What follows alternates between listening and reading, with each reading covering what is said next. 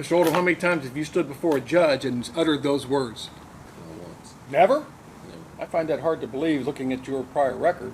18 prior adjudications as a juvenile. For a 19-year-old to have that many adjudications as a juvenile, and then as soon as you turn 18 and become an adult, you are immediately in my court on two separate indictments. Two separate felony indictments. These are case numbers 25-CR-42968, 25-CR-42977, the State of Ohio versus Darren Oldham. Mr. Oldham is present in court with his counsel, Mr. Brenner. Ms. Tranter, on behalf of the State of Ohio, we're here for sentencing. There was a pre-sentence investigation that was prepared. Has everyone had an opportunity to review that? Yes, Your Honor. Yes, Your Honor. Anything on behalf of the state? Your Honor, the only thing that I have, we will defer to the court as far as sentencing goes. The only thing I would request is that Mr. Oldham be given a lifetime driver's license suspension. He does have 2 prior fail to complies on his record as a juvenile. While we do acknowledge it would be a Class 2 as opposed to a Class 1 suspension, it still gives the court an option to have a lifetime suspension.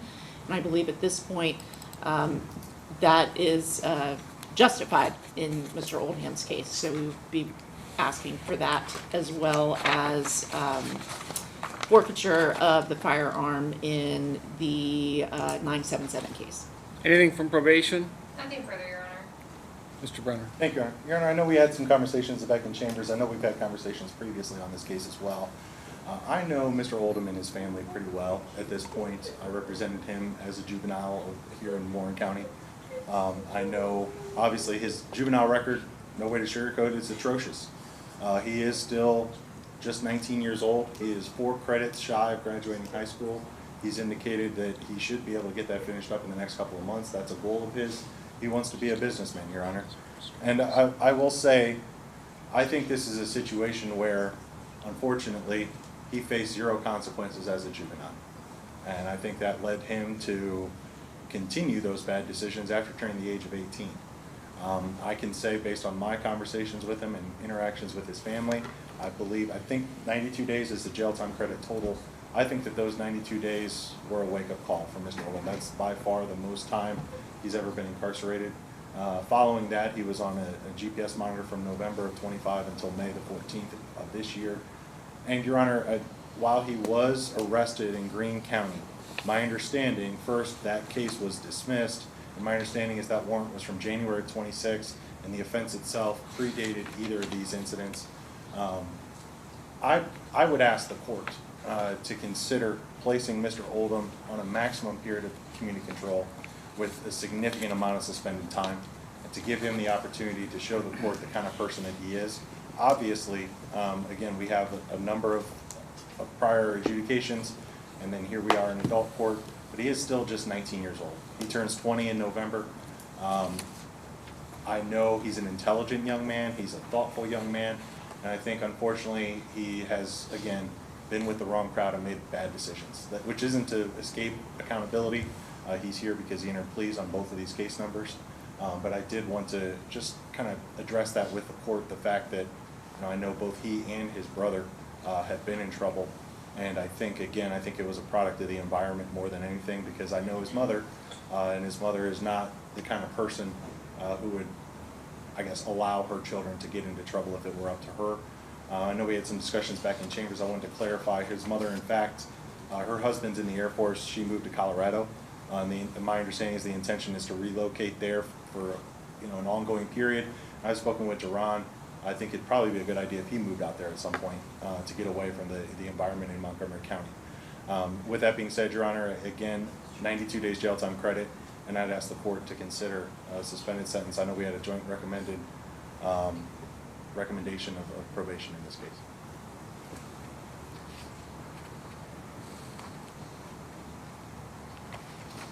Mr. Oldham, anything you'd like me to know before I sentence you? Your Honor, I just want you to know that I'm good at taking self-accountability in the things I do, and I understand I was wrong and it won't happen again.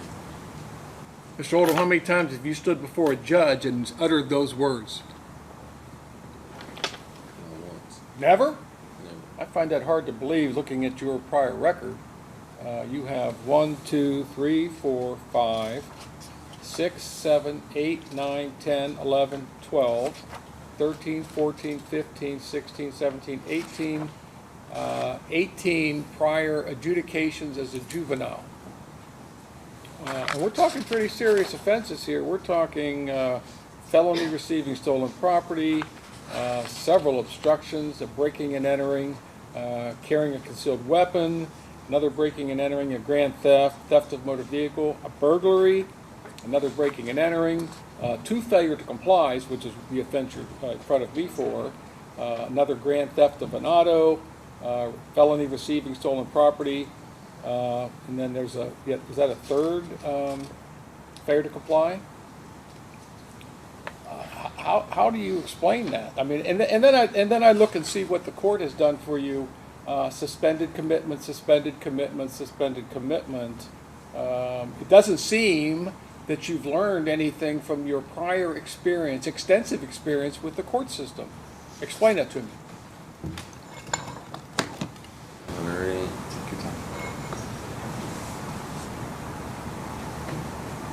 I just feel like it was an eye opener. All this time I got over my head, and the felonies that could be stuck on me for a long time. For a 19-year-old to have that many adjudications as a juvenile, and then as soon as you turn 18 and become an adult, you are immediately in my court on 2 separate indictments, 2 separate felony indictments, right? Mr. Oldham, I got to tell you, here in Warren County, we take this very seriously. Running from the police is unacceptable, period. We had a deputy that was killed a few years ago because someone ran from the police and struck the deputy. So at this time, the court is going to make a finding. Well, first off, I've considered the pre-sentence investigation, the purposes and the principles of sentencing, the relevant seriousness and recidivism factors. I am going to find today that you are not amenable to community control, and that prison is necessary to fulfill the purposes and the principles of sentence, including punishment, deterrence, and protection of the public. Number 1, community control would not adequately punish you and would seriously demean the seriousness of this case. Prison is necessary due to your extensive criminal history. So, on case number 42968, which is the failure to comply, the first case, the court is going to order you to serve 12 months in prison on the failure to comply count and 12 months in prison on the receiving stolen property. By law, those are required to be served consecutive to each other. Your license is suspended for your lifetime at this point in time. On that case, court finds that you're indigent for the purpose of any fines, costs, or other financial sanctions. You have 92 days jail time credit on that case. Under case number 42977, the court's going to order you to serve 12 months in prison on that felony, 180 days in the Warren County Jail on the misdemeanor, that to be served concurrent with the felony, that case to be served concurrent with case number 42968. Court again will find that you're indigent on that case. The handgun is ordered to be forfeited. Now you're also subject to a discretionary period of post-release. Is it discretionary on the F4? Discretionary, yes. Which means upon your release from prison, the adult parole authority may supervise you for up to 2 years. If you violate that supervision, you can be returned to prison for up to 1/2 of this court's original sentence. If your violation is that you commit another felony, you can be returned to prison for 1 year or the period that you have left on PRC, whichever is longer. That time would run consecutive to any additional prison time that you get sentenced to. Now, there may be opportunities for you to receive up to 1 day per month for participating in certain education, vocation, or other programs sponsored by the Department of Corrections. You do have a right to appeal the court's decision of your sentence to the 12th District Court of Appeals. If you want to appeal, you must file your notice of appeal within 30 days of today's date.